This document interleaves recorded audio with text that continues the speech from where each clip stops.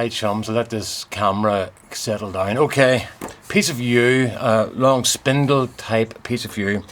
I was watching Erik Anderson, the naked turner. If you haven't subscribed to him, get over and give him a sub. I'll put the link down below here for his channel. He does lovely stuff.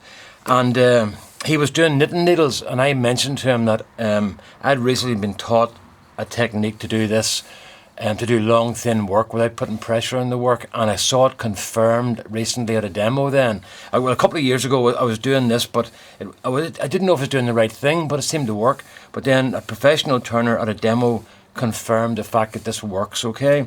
So what happens, I'll put the lathe on, we'll just work my way through this. I've no mask or nothing on because I need to talk, so I hope I don't get a smack in the mouth like I did last time.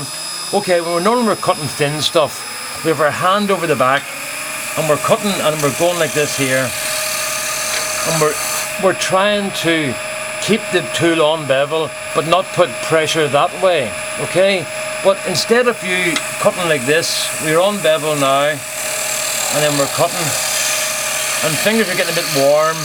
Incidentally, when you smell burning flesh, you're too much friction, your fingers are on fire, okay? But watch this, instead of going to the end of the start of the cut, go to the end of the cut and come backwards. And what that does is, it gives you the same cut,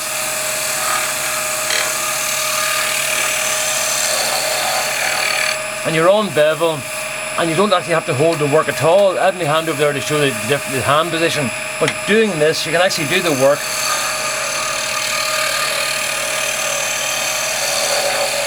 and not actually touch the wood at all, and that's as smooth as glass.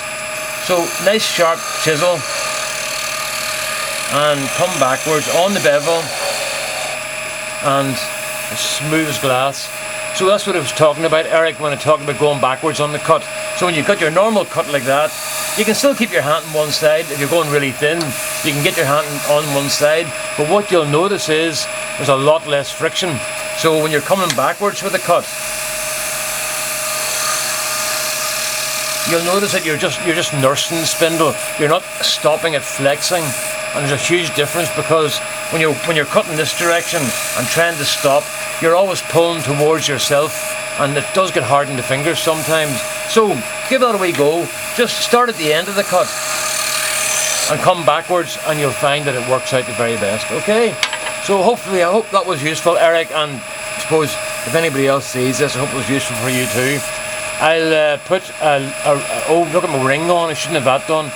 And I've been working all day out here. I've been making a lot of stuff, but I can't show it because it's for Christmas. But what do you call it?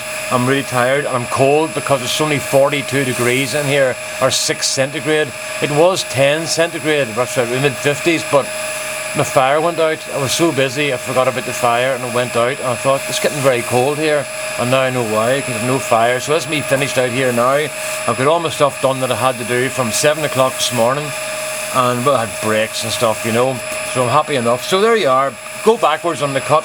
I'll just show you that one more time. It's very easy. I'll do it without support, and so you're still cutting on bevel, but you can actually cut against the grain doing this as well. So you kind of can fool the grain into thinking it's getting cut properly, and cut against the grain, because what you're doing is, when you're cutting this way with the grain, you're supporting the cut, right? When you're coming backwards cutting, you're still supporting the cut. So you can get away with it a bit more, and when you get in long thin stuff, the grain kind of doesn't really matter anymore, because it's as hard to go one way as the other sometimes. So there you are, going backwards with a chisel. That one there, incidentally, that's a 1 1/4 inch roughing gouge, and it has, where are we at? It has a 30 degree bevel on it, which is very aggressive, but it's a brilliant tool. So what do you call it? I would use that for almost everything except bowls. I do all my spindles, start them off, and pens especially, do all my pens with. Enough talking, okay? All the best now. I'll be firing some more stuff up shortly. Right, all the best now. Bye bye. Whoop.